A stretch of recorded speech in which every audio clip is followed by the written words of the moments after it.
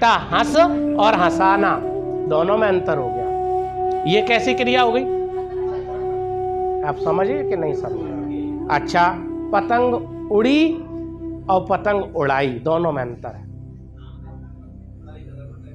उड़ना अकर्मक और उड़ाई सकर्मक। जैसे पतंग उड़ाई गई तो किसी के द्वारा तो उड़ाई होगी। पतंग किसके द्वारा या क्या उड़ाई गई? पतंग स्वयं नहीं उड़ती है, पक्षी स्वयं उड़ता है। जो क्रिया स्वाभाविक होती है वह सामान्यतः आकर्मक होती है। स्वाभाविक क्रिया कैसी होती है? स्वाभाविक का मतलब क्या है? जैसे पतंग का क्या स्वभाव हो सकता है? वो तो निर्जीव है। निर्जीव का कोई स्वभाव होता है क्या? सजीव का स्वभाव होता है। तो पतंग स्वयं नहीं उड़ती है, उसको उड़ाने का प्रयास किया जाता है। और पक्षी में वो क्षमता है कि पक्षी स्वयं उड़ जाएगा। तो उड़ना और उड़ाना में दोनों में अंतर है। उड़ना कैसी हो गई? अकर्मक। और उड़ाना कैसी हो गई? लड़ना और लड़ाना।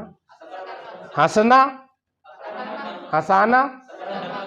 दौड़ना और दौड़ाना। बोलो, समझ में आ गई? इसमें अंतर क्या देखा तुमने?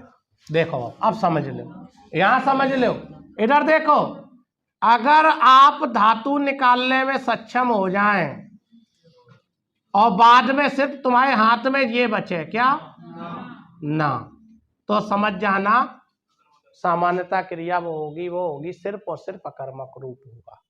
अगर यहाँ पे धातु निकालने के बाद ना के अलावा कुछ बचे, जैसे आना, ध्यान देना, जैसे हमने लिखा दौड़ाना।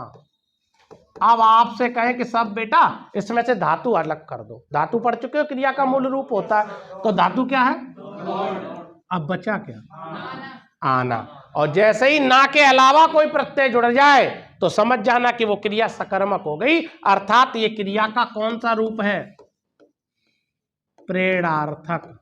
क्रिया का कौन सा रूप है? ये प्रेरणार्थक। और जब क्रिया सामान्य क्रिया से प्रेरणार्थक क्रिया बन जाती है तो वो क्रिया सकर्मक बन जाती है। चलना अकर्मक है, सामान्य क्रिया है। और चलाना या चलवाना ये